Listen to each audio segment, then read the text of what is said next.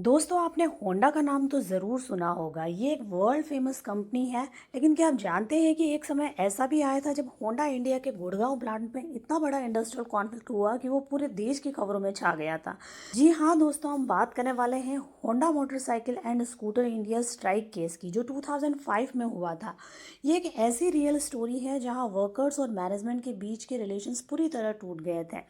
तो दोस्तों, इस केस स्टडी के पूरे इंसिडेंट को जानने से पहले हम बात कर लेते हैं इस कंपनी के बैकग्राउंड के बारे में। तो Honda motorcycle and scooter India 1999 में स्टेब्लिश हुई थी और ये कंपनी अपनी क्वालिटी, डिसिप्लिन और एफिशिएंसी के लिए जानी जाती थी। गुड़गांव प्लांट में हजारों वर्कर्स काम करते थे, जहां स्कूटर्स और बाइक्स जैसे एक्टिवा और यूनिकॉर्न बनते थे।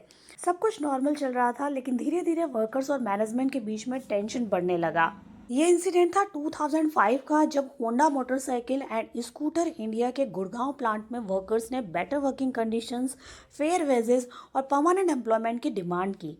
मैनेजमेंट ने इन डिमांड्स को एक्सेप्ट नहीं किया और कुछ यूनियन लीडर्स को सस्पेंड कर दिया। वर्कर्स ने स्ट्राइक और प्रोटेस्ट शुरू कर दिया, जिससे प्रोडक्शन पूरी तरह से बंद हो गया। वर्कर्स और पुलिस के बीच में वायलेंट क्लेश हुआ। टीवी पर लाइव फुटेज चली जिसमें पुलिस और वर्कर्स के बीच में लाठीचार्ज दिखी। 60 से ज़्यादा वर्कर्स घायल हुए और कई सीरियस हालत में चले गए। ये विजुअल भारत में वायरल होने लगा। इस घटना ने भारत के इंडस्ट्रियल रिलेशन सिस्टम पर बहुत बड़ा सवाल खड़ा कर दिया।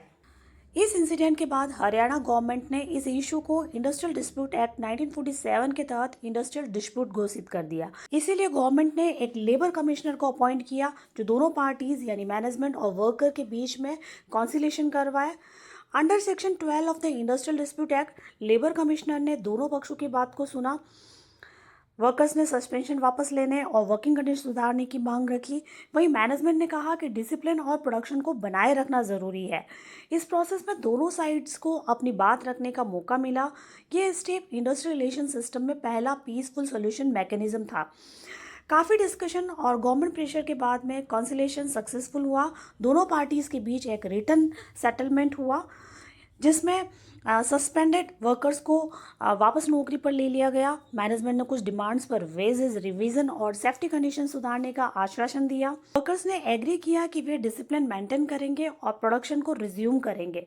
यह सेटलमेंट बाइंडिंग थी दोनों पार्टीज पर, यानी दोनों को इन शर्तों को मानना पड़ा। इसके अलावा इस केस के अंदर हम role of trade union and labour code की बात करें तो यूनियन ने यह भी इंश्योर किया कि फ्यूचर में किसी भी तरह का डिस्प्यूट होगा तो कंपनी एक जॉइंट ग्रीवांस रिड्रेशल कमेटी बनाएगी, ताकि छोटी मोटी प्रॉब्लम्स को कोर्ट तक न जाने दिया जाए।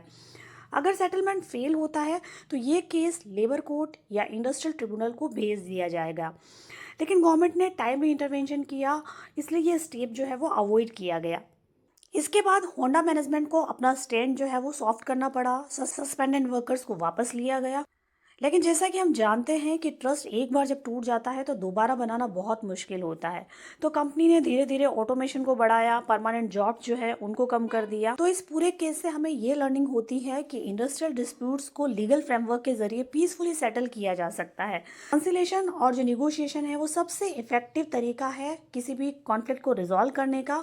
वायलेंस जो है वो कभी भी सॉल्यूशन नहीं हो सकता है। तो दोस्तों, होंडा स्ट्राइक जो केस है वो हमें सिखाता है कि कानून सिर्फ सजा देने के लिए नहीं है, बल्कि डायलॉग और ट्रस्ट बनाने के लिए भी बनाए गए हैं। अगर मैनेजमेंट और वर्कर्स दोनों लेबर लॉज को समझे और उसका यूज़ करें तो किसी भी डिस्प्यूट को पीसफुली रिजॉल्व किया जा सकता है।